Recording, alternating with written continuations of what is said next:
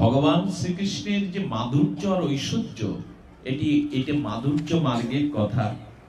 এটি মাধুর্য মার্গের কথা এই জন্য, যতদিন শ্রীল গুরু মহারাজ বলেছেন এবং বারবার শ্রীমদ্ গীতাতেও ভগবান মুখ নির্গলিত বাণী, মজ্জিত্ত মদগত প্রাণা বোধয়ন্ত পরস্পরম কথায় অন্তশ্চ মাং নিত্যং তুষ্যন্তি চ রমন্তি চ।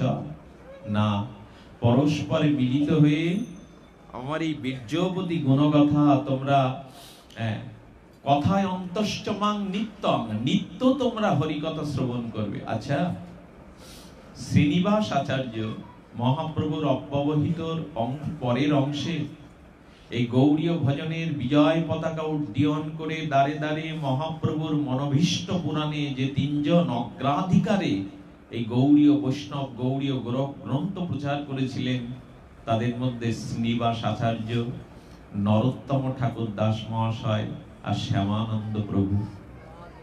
মহাপ্রভুর অপ্রকাটের অব্যবহিত পরে গৌড়ীয় গৌরব গ্রন্থ ভক্তি ধারা এদের দ্বারাই প্রচার হয়।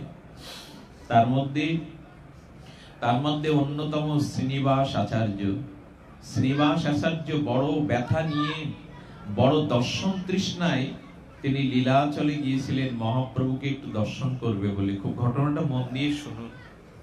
শ্রীনিবাস আচার্য যেতে যেতে পথিমধ্যেই শুনলেন যে লীলাচলের ভাগ্যাকাশে গৌরচন্দ্র রূপ চন্দ্র অস্ত গেছে, আর মহাপ্রভু জগতে নাই। উনি মূর্ছিত হয়ে পড়ে গেলেন। সারা জীবনের নয়নের অভিষ্ট, সারা জীবনের চিত্তের অভিষ্ট প্রেমমূর্তিকে দেখতে পারলাম না, আমার মতো হতভাগ্য কি কেউ আছে সংসারে? কিন্তু মহাপ্রভুর পরিকর্গর মধ্যে অন্যতম গদাধর পণ্ডিত গোস্বামী তখন ছিলেন টোটাতে। টোটা মানে ফুলের বাগান। ওইখানে গদাধর পণ্ডিত গোস্বামী ওইখানে বসে বসে কি হয়েছে জানেন? মহাপ্রভু অপ্রকাটের পর বিরহে কাতর হয়ে পাষাণ প্রতিমা হয়ে গেছে, নড়ে না, চড়ে না, কিছু খাওয়া ভুলে গেছে, শুধু অশ্রু গঙ্গা বয়, বাইরের কোনো অনুভূতি নেই। সেবক খাদ্য নিয়ে ফিরে আসে, এ জগতে তো নাই। প্রভু, এই প্রাণটা তো তোমাকে দেওয়া, প্রাণ চলে গেলে কি শরীর বাঁচে? গদাধর পণ্ডিত গোস্বামী যেন পাথরের মতো হয়ে নীরব পাথর খণ্ডের মতো পড়ে আছে। শ্রীনিবাস গিয়ে প্রণাম করলো, তবু সাড়া নাই, প্রভু তো নাই। প্রভুর প্রিয় পরিকরের মধ্যে অন্যতম অনুভবী গদাধর পণ্ডিত গোস্বামী আছেন। শ্রীনিবাস গিয়ে প্রণাম করছে, কিন্তু এই জগতে তো সে নাই। গৌর বিরহে বড় কাতর, অশ্রু ছাড়া তার কোনো ভাষা নেই। খাওয়া দাওয়া ছেড়ে দিয়েছেন। গদাধর গোস্বামী পরের দিন এসে প্রণাম করছেন। কৃপা দরকার তো, এরা মহাপ্রভুর সাক্ষাৎ প্রকট লীলা সঙ্গী। প্রণাম যখন করছে তখন সেবক কানে কানে বলছেন, প্রভু শ্রীনিবাস এসছে, তুমি তার সাথে একটু কথা বলো, বড় ব্যথা নিয়ে, বিরহ নিয়ে শ্রীনিবাস এসছে প্রভু। একথা শুনে গদাধর গোস্বামী যেন জড় থেকে চেতনে ফিরে এলেন, চোখটা খুললেন, নয়নে ছল ছল অশ্রু রাশি চমকিত করছে। শ্রীনিবাস, তুমি এসেছো শ্রীনিবাস? বড় বিলম্ব করলে, বড় দেরি করে এলে, বড় দেরি করে ফেলেছ আসতে। শ্রীনিবাস, প্রভুর কথা শুনবে? প্রভু অন্তপ্রান্ত। গদাধর পণ্ডিত গোস্বামী হস্তলিখিত ভাগবত ছিল, তখন তো প্রেস তৈরি হয়নি। শ্রীহস্তে লিখিত ভাগবতটা দেখাচ্ছে এইভাবে, এই দেখো, এই ভাগবতটাই তোমার প্রভু প্রতিদিন শ্রবণ করতে আসতো। এই অধমকে তিনি অনেক কৃপা করেছেন। সমুদ্রে স্নান করে এই টোটা গোপীনাথে এসে কেমন মধুর করে ডাকতো, গদাধর। ওই ডাক আর শুনি না, ওই ডাকারই জন্মে শুনবো না, কেউ ডাকবে না গদাধর গদাধর বলে। জানো শ্রীনিবাস, তোমার প্রভু আমার কাছে ভাগবত শুনতে আসতো প্রতিদিন। আচ্ছা, প্রভু ভাগবত শ্রবণ করতে যাবে কেন? উনি তো রাধা কৃষ্ণ মিলিত তনু, উনি পরতত্ত্ব সীমা। ভাগবত ভগবানেরও এত প্রিয় যে স্বয়ং ভগবান রাধা কৃষ্ণ মিলিত তনু পরতত্ত্ব সীমা মহাপ্রভু প্রতিদিন গদাধর পণ্ডিতের কাছে ভাগবত শ্রবণ করতে যেতেন। কেউ যেন মনে না করেন আমি তো রাত দিন নাম নিয়ে থাকি, শ্রবণ করতে হবে। হরিকথা সাধুমুখে শ্রবণ না করলে গুরু মহারাজ বলেছেন কোন সাধনাঙ্গই আপনার পুষ্টিতা পাবে না, পুষ্ট হবে না। শ্রবণ না করলে সাধুমুখে সিদ্ধান্ত রত্ন না জানলে মঞ্জুষা আপনার কোন সাধন পুষ্টি হবে না। যদি বলেন কেন, হরিনাম তো অন্য কিছুর অপেক্ষা করে না, হরিনাম করলে তো অন্য কোন সাধনের অপেক্ষা নেই, হরিনামের মধ্যেই তো সকল সাধন মঙ্গল মহাপ্রভু দিয়ে গেছেন। ছিল গুরু মহারাজ বললেন হ্যাঁ হরিনামে সব দেয়া হয়েছে বটে, কিন্তু নাম অপরাধ যদি হয়, নাম কেমন করে নিতে হয়, নিরপরাধে লইলে নাম প্রেম উপচায়। সেই অপরাধ কাকে বলে, নাম অপরাধ কাকে বলে, এগুলো যদি শ্রবণাঙ্গ ভক্তির দ্বারা না শ্রবণ করেন তাহলে কোটি জন্ম নাম সংকীর্তন করলে কৃষ্ণ প্রেম হবে না, যদি অপরাধ থাকে। এই জন্য আগে শ্রবণ করতে হবে নাম মহিমা কি, নাম তত্ত্ব কি, নামের অপরাধ কি, কিভাবে লইলে নাম প্রেম উপচায়, এটা শ্রবণ করতে হবে না কি। এই জন্য শ্রবণাঙ্গ ভক্তি যতদিন পুষ্টি না হচ্ছে ততদিন অন্যান্য ভজনাঙ্গ গুলো ঠিক পুষ্টিটা পাবে না। এই জন্য আপনি আচারী ধর্ম স্বয়ং মহাপ্রভু রাধা কৃষ্ণ মিলিত পরতত্ত্ব তিনি নিত্য গদাধর গোস্বামীর কাছে পাঠ শুনতে আসতেন। গদাধর গোস্বামী বলছেন, দেখেছো শ্রীনিবাস, তোমার প্রভুর সম্মুখে আমি ভাগবত পাঠ করতে থাকলে প্রভুর চোখ দিয়ে অশ্রু বইতে বইতেই দেখো পৃষ্ঠাগুলো ভিজে গেছে, পৃষ্ঠাগুলো ধুয়ে গেছে, হস্তলিখিত ভাগবতের অক্ষরগুলো মহাপ্রভুর প্রেমস্র বিন্দু দিয়ে ভেসে গেছে, ধোঁয়াশা হয়ে গেছে অক্ষরগুলো। অর্থাৎ প্রভু ভাগবত শুনতে শুনতে কাঁদতেন, গ্রন্থের অক্ষরগুলো পর্যন্ত ভেসে গেছে। আমাদের তো রুচি হলো না, হরি কথাই তো আমাদের প্রাণে রুচি হলো না। মহাপ্রভু কাঁদছেন, মহাপ্রভু ছুটে এসেছেন, লীলাচল থেকে ছুটে এসেছেন কোথায়, গোদাবরী তীরে। অনুভব বেদ্য অনুভব নন্দী রায় রামানন্দের রায়, রায় কৃষ্ণ কথা শোনাও, আমি বড় দূর থেকে এসেছি, আমাকে কৃষ্ণ কথা শোনাও। প্রভু নিজে উৎকণ্ঠিত হয়ে গোদাবরী তীরে অনুভবী রামানন্দের কাছে এসে বলছেন কৃষ্ণ কথা শোনাও। শুধু আগ্রহ হলো না আমাদের।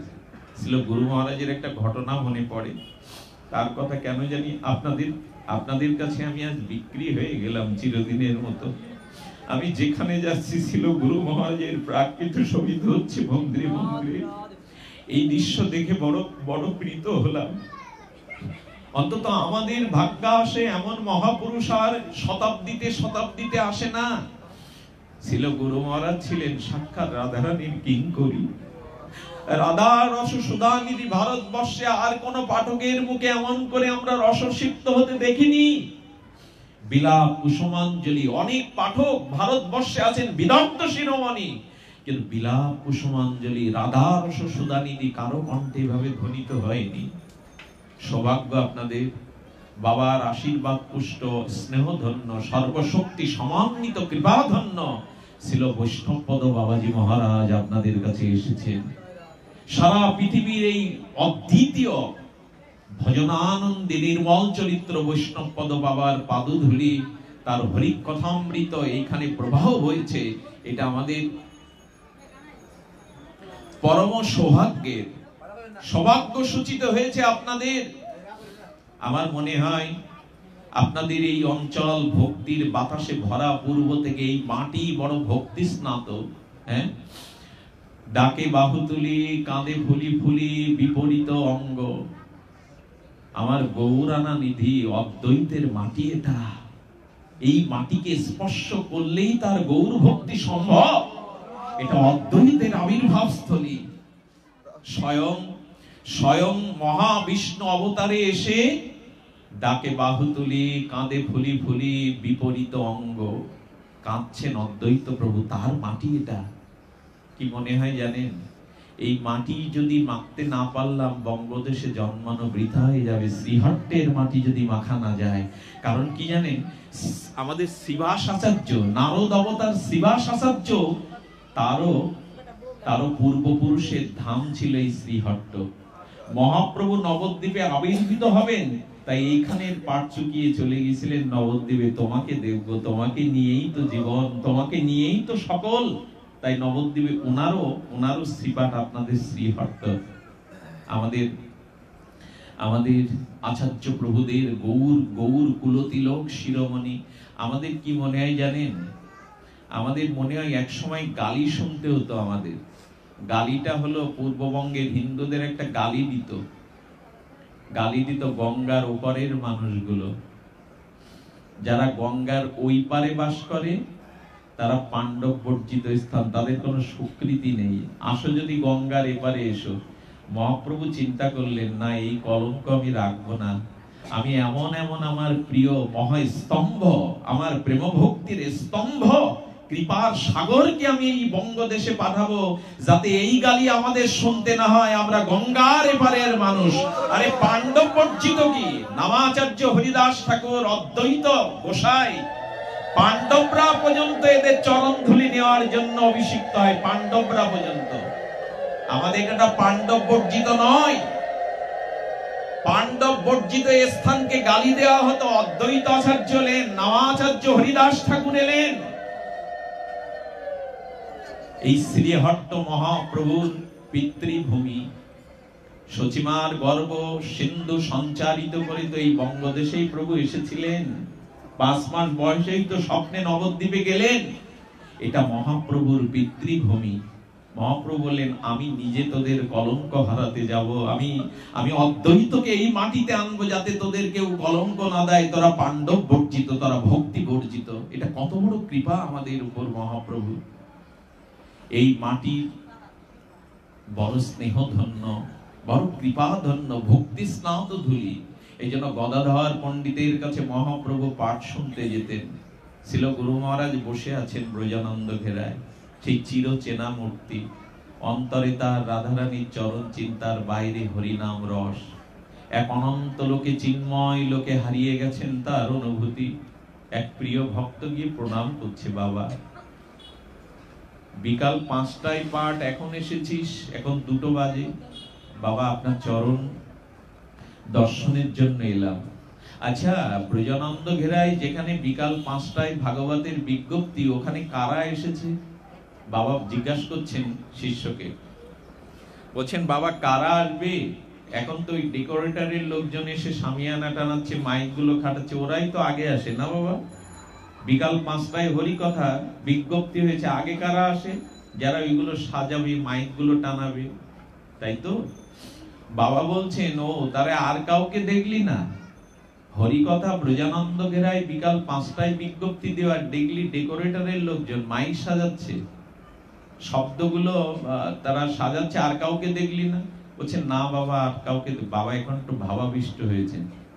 ওই শিষ্যর কাছে জিজ্ঞাসা করছেন, আচ্ছা, যেদিন ভাগবত পাঠের বিজ্ঞপ্তি ঘোষণা করা হয়, সেদিন সবার আগে ওই পাঠ শুনতে কে আসে?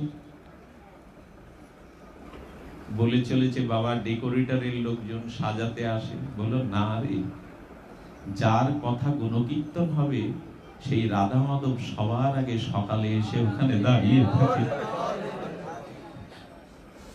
যত্র গায়ন্তি তত্র তিষ্ঠামি নারদ। সবার আগে রাধারানীকে নিয়ে স্বয়ং গোবিন্দ এসে দাঁড়ান।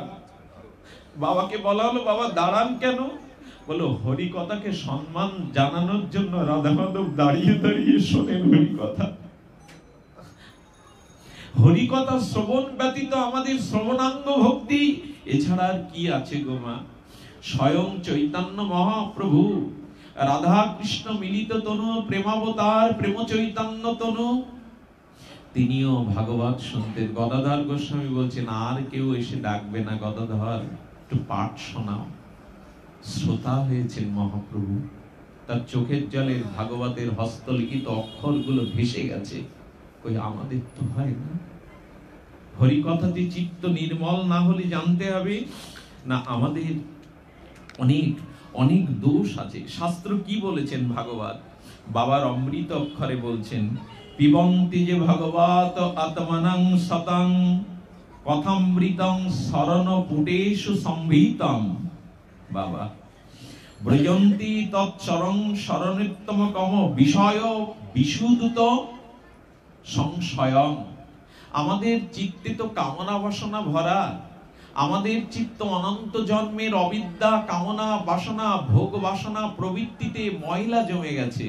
বলেন হরি কথা কর্ণ দিয়ে প্রবেশের সাথে সাথে অনন্ত জন্মের আমাদের বিষয় বিদূষিত মল এগুলি বিধৌত হয়ে চিত্তকে শুদ্ধ করে দেয়। কর্ণ দিয়ে কৃষ্ণ কথা শ্রবণ মানেই কি বলেছেন ভাগবত, সর্ব বেদান্ত সার অমল পুরাণ। ভাগবতের অমৃত অক্ষরে স্বয়ং পরমহংস পরিব্রাজক সুগমণি বলছেন, শ্রীনন্ত সকথা কৃষ্ণ পূর্ণ শ্রবণ কীর্তন হৃদয়স্থ অভদ্রাণি বিধুনতি সুহৃদ শতাম।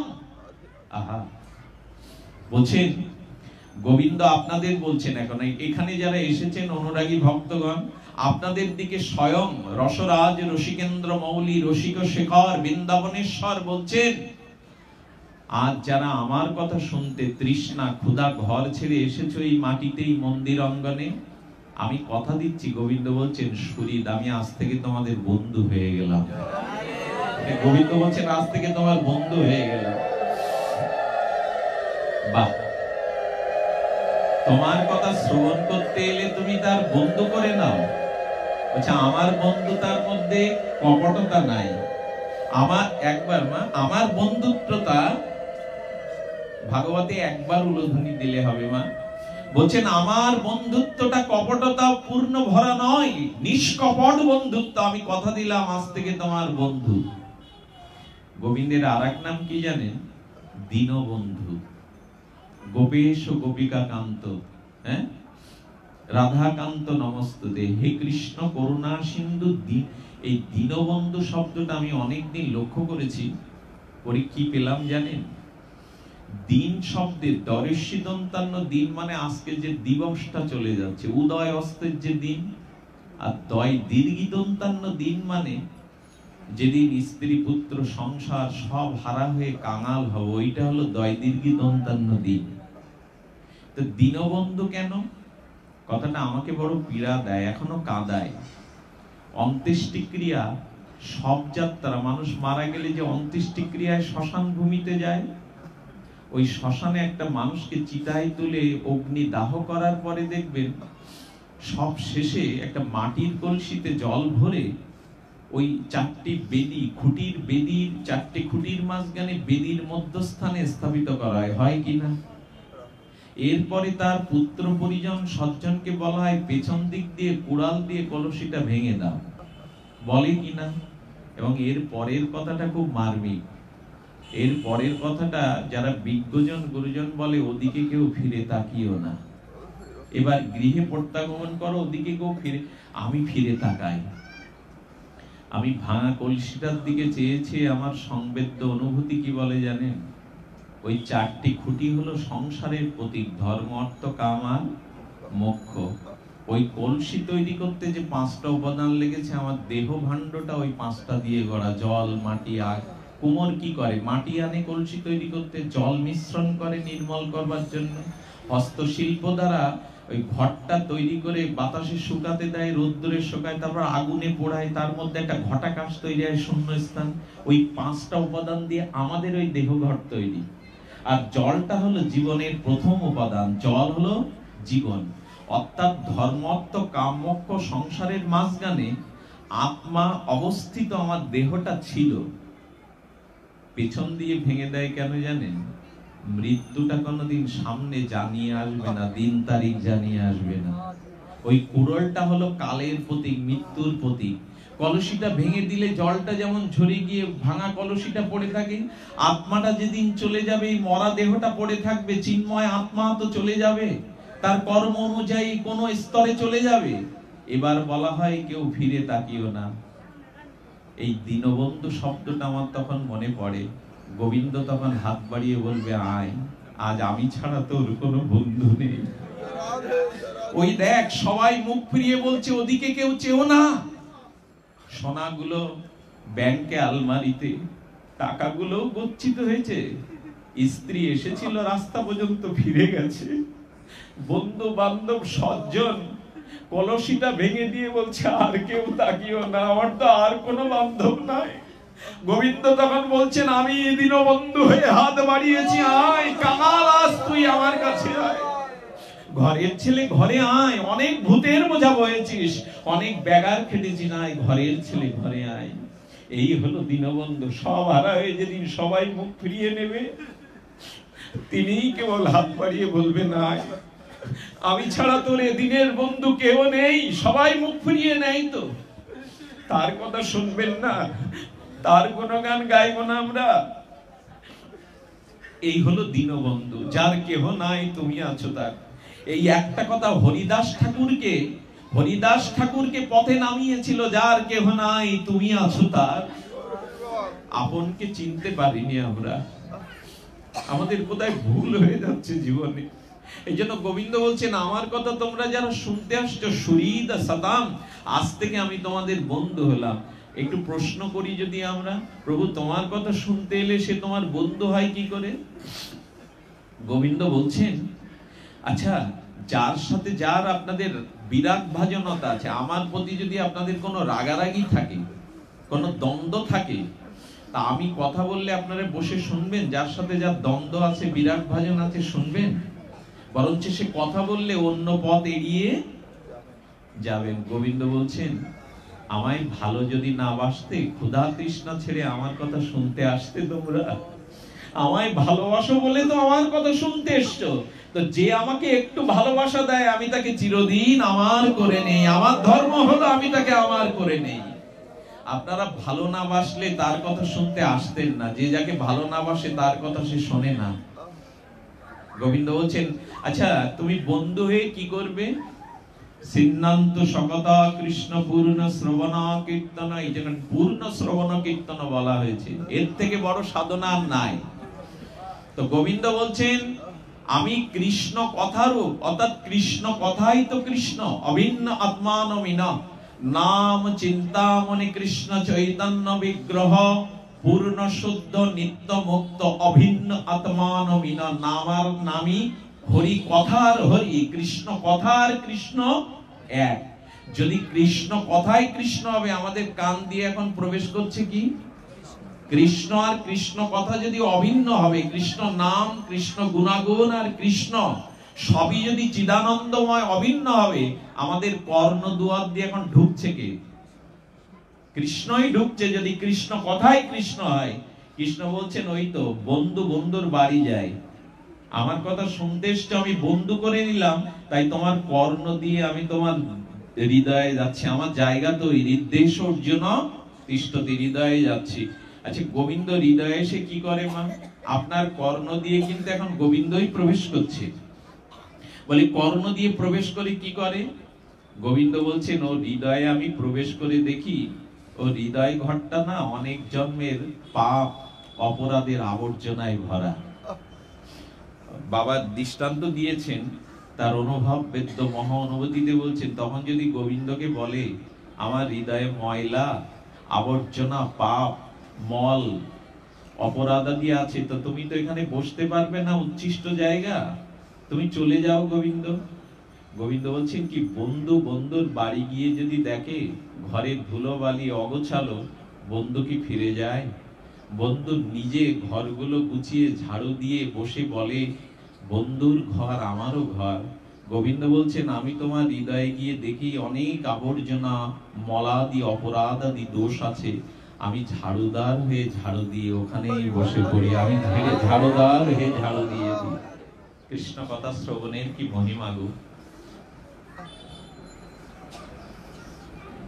হৃদয়স্থ অভদ্রাণী, যত অভদ্র আছে, যা কিছু দোষ ত্রুটি অপরাধ আছে, আমি ঝাড়ু দিয়ে দিই। বাবা এও বলেছেন, কোন জল স্রোতস্বিনী নদীতে যাওয়ার আগে যদি কোনো গর্তের আবর্তে আবর্তিত হয়, তাহলে জলটা দূষিত হয় না কদিন পরে?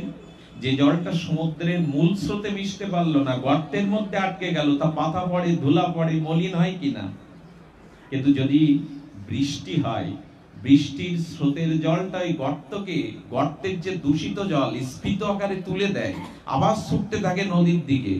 তো গর্তের ভিতরে বৃষ্টির অবিরাম দ্বারা স্রোত জল গিয়ে গর্তের দূষিত পোকামলিন জলকে তুলে নিয়ে ছুটিয়ে গঙ্গায় ফেলে দেয়, নদীতে ফেলে দেয়। তখন কি আর দূষিত থাকে? দূষিত থাকে কি? তেমন হরিকথারূপ অমৃত সাধুমুখে হরিকথারূপ বৃষ্টি যদি কারো কান দিয়ে হৃদয়ে যায়, তাহলে তার হৃদয়ে যে কামনা বাসনা, পোকা, মলিনতা আছে, ওগুলোও ছুটে কৃষ্ণ চরণ সাগরে চলে যায়, অমৃত চরণামৃতে চলে যায়, আর দূষিত থাকে না। এই জন্য আমাদের উচিত হবে সাধুমুখে কৃষ্ণ কথা শ্রবণ করা। ধ্রুব মহারাজ তো আরো উপরে চলে গেছেন। ধ্রুব মহারাজের শ্লোকটা বড় বড় অপূর্ব। হৃদয়ে পদ্ম পলাশ লোচন হরিকে ধ্যান করছে ধ্রুব, এটি বলেই পাঠ বিশ্রাম করছি। তো এসেছেন স্বয়ং বিলাসমূর্তি শ্রীমান নারায়ণ এসেছেন, এসে ধ্রুবকে ডাকছেন, ধ্রুব ধ্রুব শ্রী ভগবানকে হৃদয় সিংহাসনে প্রেমাবিষ্ট করে ধ্যানে রত, বাইরে তো তার লক্ষ্য নাই। ভগবান বলছেন ও হৃদয় থেকে আমি একটু সরে না দাঁড়ালে ও বাইরে দেখাবে না, ও আমাকেও দেখছে না, হৃদয়ে তো ধ্যান মূর্তিতে ভগবানকে আস্বাদন করছেন। ওই হৃদয়ের মূর্তিটা ইচ্ছা করে ভগবান একটু সরিয়ে নিলেন, সঙ্গে সঙ্গে হারানোর বেদনায় তাকিয়ে দেখে সাক্ষাৎ ভগবান প্রকট তার সম্মুখে। ভগবান তখন বলছেন বর চাও। ধ্রুব বর প্রার্থনা করো। কথাটি বাবা তুলে এনেছেন সেই রত্নগর্ভ সমুদ্রের থেকে, যেন বাবা শ্লোকটি তুলে এনে আস্বাদন দিচ্ছেন। তো বলছেন বর চাও। তখন বলছেন ধ্রুব এসেছিলাম বিষয় বাসনা মলিন চিত্তে বিষয় খুঁজতে, লোহা খুঁজতে, কিন্তু এখন হীরা পেয়ে গেছি, আমার তো চাওয়ার কিছু নেই। এসেছিলাম রাজ্য প্রলোভনে পড়ে, এখন তোমাকে পেয়েছি, তোমার চরণ অনন্ত ব্রহ্মাণ্ডের পরম সম্পদ তোমার চরণ। আমি লোহা খুঁজতে এসে হীরা মানিক পেয়েছি, আর তো কিছু বলবার চাওয়ার নাই। স্বয়ং ভগবান তখন বলছেন মায়ের বুকের স্তন দুগ্ধপোষ্য শিশু যদি টেনে পান না করে, মায়ের বুকটা ভারী হয়ে ব্যথা হয়। আমি বড় বুকে আশা নিয়ে ধ্রুব তোমাকে কিছু দিতে এসেছিলাম, তুমি না নিলে যে আমার বুক ব্যথা করবে। তুমি যদি কিছু না নাও, আমার বুকে মায়ের স্তন যদি সন্তান, দুগ্ধপোষ্য সন্তান দুধ টেনে না খায়, স্তনটা ভারী হয়ে যেমন ব্যথা হয়, তেমন গোবিন্দ বলছেন, ভগবান বলছেন ধ্রুব এই বড় আশা নিয়ে দিতে এসেছিলাম বুকে করে তোমাকে কিছু দেব, তুমি না নিলে তো আমার বুকে বড় ব্যথা। ভগবান আপনি ব্যথা পাবেন? আমি তো ব্যথা দিতে চাই না, তবে দিন বর। এই সেই বিখ্যাত চাওয়া ধ্রুবের। ভক্তিং মোহ প্রবহতং তৈমে প্রসঙ্গ ভদ অনন্ত মহত অমলসায়নম জেনাশ্চ সম্বান মোহর বেশনং ভবাদ্দিং নিঃস্ব ভগবাদ গুণ কথামৃত পানমর্ত। এই এত বড় চাওয়া আমি আর পাইনি। ভগবাদ কথামৃত অক্ষরে ধ্রুবের এই চাওয়াটা বড় বিরল। বলছেন প্রভু আমি সাধু সঙ্গ চাই। সাক্ষাৎ ভগবানকে দর্শন করে বলছে প্রভু আমি আপনাকে চাই না, সাধু সঙ্গ চাই। আরে বাবা, ধ্রুবকে বলছেন সাধনার ক্রমোন্নতির দ্বারা সিদ্ধি অবস্থা এলে ভগবানকে পাই। একটা হলো সাধন আর একটা হলো সাধ্য বস্তু। সাধ্য বস্তুকে পাওয়ার চেষ্টাকে বলে সাধন। তা মানুষ সাধু সঙ্গ শ্রবণ কীর্তন রূপ সাধন অঙ্গ দ্বারা সাধ্য বস্তু ভগবানকে পায়।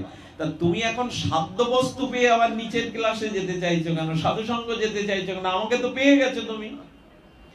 ধ্রুব তখন একটু বুকে সাহস নিয়ে বলছেন আপনাকে পেয়ে আমার কি হবে ভগবান, আপনাকে পেয়ে আমার কি হবে? বলে এটা ঠিক, তুমি তো বালক মূর্খ, এই 5 বছর বয়স তোমার, তুমি তো।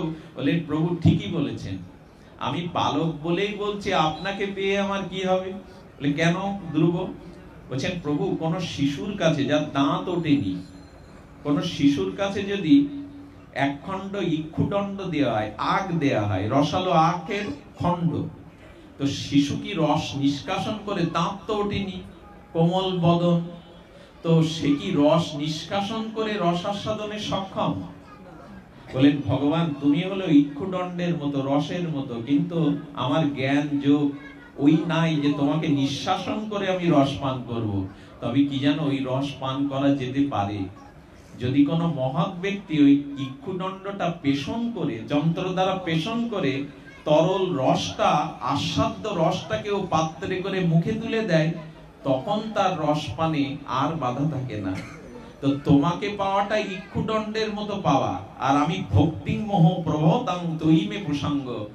যাদের হৃদয়ে কামনা বাসনা জড়িয়ে আবেশ সিংহাসন থেকে নামিয়ে রাধা মাধবের হৃদয় সিংহাসনে বসিয়ে গোবিন্দের নাম রূপ লীলা কথা নাম শ্রবণাদি লীলা শরণাদি তাদের মোহ প্রভতাং প্রসঙ্গ, অর্থাৎ হরি নাম রূপ লীলা নদী স্রোতের মতো যাদের হৃদয়ের প্রবাহ বইছে, সেই অনুরাগ মর্তময় অনুভববেদ্য ভক্তের চরণে বসে আমি তোমার নাম রূপ লীলা শ্রবণ করতে চাই, তোমাকে চাই না প্রভু। আমি তোমার শুদ্ধ ভক্তের চরণে বসে তোমার নাম রূপ লীলা কথা শ্রবণ করতে চাই। এই ধ্রুবের সিদ্ধান্ত হলো ভগবানকে পাওয়ার থেকে তার নাম রূপ লীলা কথা সাধু সঙ্গে পাওয়াটা আরো বড় পাওয়া, আরো বড় পাওয়া। কেউ যেন মনে না করে আমি তো ভগবান পাইনি। সাধু মুখে হরি কথা পাওয়া ভগবানকে পাওয়ার থেকে আরো আস্বাদ্য।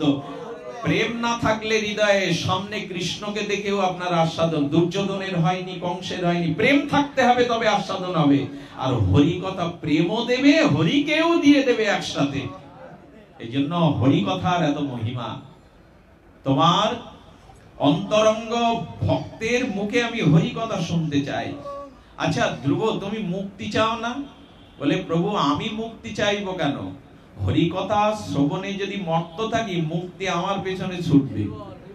বাবা ধ্রুব হচ্ছে প্রভু মুক্তি কি চাইবো? আমি তোমার গুণকথা রসজ্ঞ ভাগবত অমৃত কথা তোমার শুদ্ধ ভক্তের মুখে যখন শ্রবণ করবো তখন মুক্তি আমার পেছনে ছুটবো, আমি ওর দিকে তাকাবো না। দৃষ্টান্ত দিয়েছেন গুরুবা। দৃষ্টান্তটা হলো, আচ্ছা কেউ যদি সন্ধ্যাবেলায় যাদের 2 গ্লাস মদ খাওয়া অভ্যাস প্রতিদিন, সেই মদমত্ত মাতাল যদি 2 গ্লাস খেয়ে ফেলে, বলৎকরণ করে, অতিরিক্ত বেশি খাওয়াতে টলতে থাকে, মাতাল মদমত্ত হয়। আর এই মাতাল মদমত্ত রাস্তায় চলতে চলতে কোথায় রাত চলে যায়, কোথায় পড়ে থাকে ও কি জানে? ওর পরনের কোটি দেশের বসনটা কখন খুলে যায় ও কি লক্ষ্য করে মাতাল? বলেন ভগবান তোমার প্রিয় ভক্তের মুখে হরি কথা শুনে আমিও মাতালের মতো প্রেমরসে যখন মত্ত হব, তখন আমার মুক্তি কখন খুলে যাবে, খসে পড়বে, আমি ওদিকে তাকাতে যাব কেন? মুক্তি আমার পেছনে আসলে আমি তাকাবো না। এই জন্য সাধু মুখে হরি কথা শ্রবণ করুন। সাধু মুখে হরি কথায় একমাত্র আমাদেরকে এই ভগবত প্রগতিশীল ভক্তির পথে পুষ্টিটা এনে দিতে পারে। আপনারা জানেন রামচন্দ্র মর্যাদা পুরুষোত্তম কৌশল্যানন্দন লক্ষণ অগ্রজ সীতাপতি দুর্বাদল রামচন্দ্র যখন নাগপাশে আবদ্ধ হয় না রাম রাবণের যুদ্ধে, তখন গরুরকে স্মরণ করেছিলেন। গরুর পক্ষে এসে যখন প্রভুকে নাগপাশ থেকে মুক্ত করলেন, নাগ মানে সাপ, আর গরুর যেখানে সেখানে সাপ থাকে না। তো তখন এই পক্ষীরাজ গরুর চিন্তা করছে উনি স্বয়ং ভগবান রঘুপতি রামচন্দ্র, তুমি আমাকে ডাকছেন ওনার পাশ খোলার জন্য, নাক পাশ খোলার জন্য। উনি কি সত্যি তাহলে ভগবান? একটা মোহ দেখা দিল। আমাকে ডাকবে কেন ভগবান স্বয়ং তার নাক পাশ মুক্ত হওয়ার জন্য? এই সংশয় দেখা দিলে উনি বারবার কানে আঙুল দিতে লাগলেন। অপরাধী হলেন। আমি প্রভু রামকে সন্দেহ করছি উনি ভগবান কিনা। ওই যে একটু মোহ গেছে, আমার দ্বারা উনি বন্ধন খুলতে চেয়েছেন। উনি কি সত্যিই মর্যাদা পুরুষোত্তম? তখন ভগবান শিবের বৈষ্ণবানাং যথা শম্ভু, ভগবান বৈষ্ণব শ্রেষ্ঠ ভগবান শঙ্করের কাছে বললেন আমি বড় অপরাধী, আমার রামচন্দ্রের চরণে সন্দেহ এসছে প্রভু, আপনি আমার অপরাধ ক্ষমা করে সংশয় দূর করে দিন। শিব ঠাকুর বলছেন এই সংশয়টা ইচ্ছা করে তোমার মনে ঢুকিয়েছেন আমার প্রভু রাম। কেন জানো? কি অপূর্ব বলছেন, ইচ্ছা করে তোমার ভিতরে এই নাগপাশ কি প্রভু মুক্ত হতে পারতেন না? তোমার সন্দেহটা নিরাকরণের জন্য আমি তোমাকে একটা জায়গা নির্দেশ করছি, ওখানে যাও। এবং তোমার প্রভু তোমার মধ্যে সন্দেহটা দিয়েছেন জগতে একটা সিদ্ধান্ত প্রকাশ করবেন। বলেন এক কাজ করো, ভগবান শঙ্কর বলছেন আমি হরি কথা জানি, তবে আমি ভজন সাধন নিয়ে পড়ে আছি, তোমাকে হরি কথা শুনবার আমার অবসর কই। তুমিও পক্ষী, আর একজন মহৎ পক্ষী রাজ আছেন, তিনি হলো কাকভূষণ্ডী, নাম শুনেছেন আপনারা? কাকভূষণটি হলেন পরমহংস শিরোমণি, কয়েক যুগ যুগান্তর তিনি হরি কথা বলে চলেছেন। তো কাকভূষণটির কাছে গেলে তোমার মোহ যেটা জন্মেছে হৃদয়ে, হরি কথা স্মরণ করলে ভক্ত মুখে মোহ চলে যাবে। উনি গেলেন, গরুর উঠতে উঠতে গিয়ে দেখে কয়েক যোজন হরি কথা বলছেন, এখনো কয়েক যোজন দূরে। সেই হরি কথা সাধুদের গায়ের ভক্তির বাতাসটা যত দূর এসছে, ওই বাতাসে প্রবেশ করার সাথে সাথে ওনার মোহ নষ্ট হয়ে হরি কথায় প্রেম এসে গেছে, গায়ে জল এসে গেছে। বলেন এখনো শ্রবণ করতে সম্মুখে যায়নি, কেবল হরি কথার বাতাস গায়ে লেগেছে কাকভূষণটির, তাই আমার মোহ নষ্ট হয়ে গেছে। আর যারা সাধু সঙ্গে হরি কথা শোনে তাদের মোহ কি আর থাকে? তবে একটা কথা বলে যায়, বটের সব বীজ থেকে কিন্তু চারা অঙ্কুরিত। এইখানে একটা কথা আছে, কথাটা না বললেই নয়। বটবৃক্ষের সুপরিপক্ক বীজ থেকে কিন্তু সকল বীজ চারা হয় কি বাবা? আপনি আমি বটের বীজটা সরস মৃত্তিকায় রোপণ করলে চারা গজাতে পারবো তো? একদম পারবো না, অসম্ভব। আসলে কোন পক্ষী যদি ওই পাকা পরিপক্ক বটের বীজকণাটা ভক্ষণ করে খায়, ওর ভীষণ উদরস্থ তাপে ওই বীজটা সিদ্ধ হয়ে এত শক্তিশালী হয় যে পাথরের উপরে, প্রাচীরের উপরে, ভাঙা গাছের উপরে ফেললে ওইখান থেকে চারা গজায়। চারা শুধু গজায় না, বেঁচে থাকে, বেড়েও ওঠে। তার মানে পাখির উদরে গিয়ে ওই বিষটা এত শক্তি সম্পন্ন হয়েছে, পাথরে তো জল মাটি নাই, ওইখান থেকে বৃক্ষটা অঙ্কুরিত হয়। তেমন দেবাহুতি মাকে ভগবান কপিল বলেছিলেন, শতাং প্রসঙ্গনাম বীর্যে সংবিদ ভবন্তিরিত কারণ রসায়ন কথা তজ্জ সনাত দর্শ অপবর্গ গর্পানি শ্রদ্ধা রতি ভক্তি ক্রমমিষ্যতি। বলেছিলেন হরি কথাটা শুনতে হবে সাধু মুখে, অসাধু সঙ্গেতে ভাই কৃষ্ণ নাম নাহি হয়, নামাক্ষর বাহির হয় বটে, সে তো কবু নাম নয়, কবু নাম অপরাধ হয়।